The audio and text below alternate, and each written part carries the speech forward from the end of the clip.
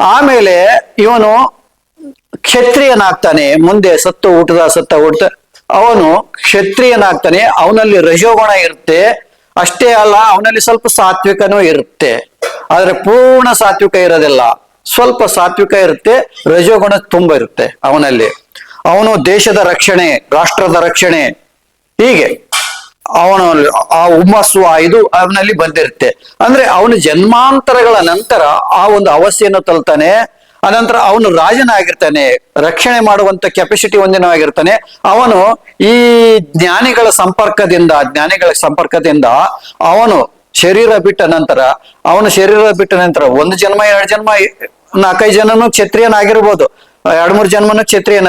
ಆಮೇಲೆ ಅವನು ಬ್ರಹ್ಮಣತ್ವ ಅಂದ್ರೆ ಜ್ಞಾನವನ್ನ ಪಡ್ಕೊಂತಾನೆ. ಅಂದ್ರೆ ಹುಟ್ಟಿದ ಮೇಲೆ ಅವನು ಜ್ಞಾನದ ಕಡೆಗೆ ತನ್ನ ಮನಸ್ಸನ್ನು ಹರಿಸ್ತಾನೆ. ಒಂದು 17-18 ವರ್ಷ ಆದ್ಮೇಲೆ ಇದು ಯಾವುದು ಅಲ್ಲ ಅಂತಂದೇಳಿ ಅವನು ಜ್ಞಾನದ ಕಡೆಗೆ ಮನಸ್ಸು ಹರಿಸ್ತಾನೆ.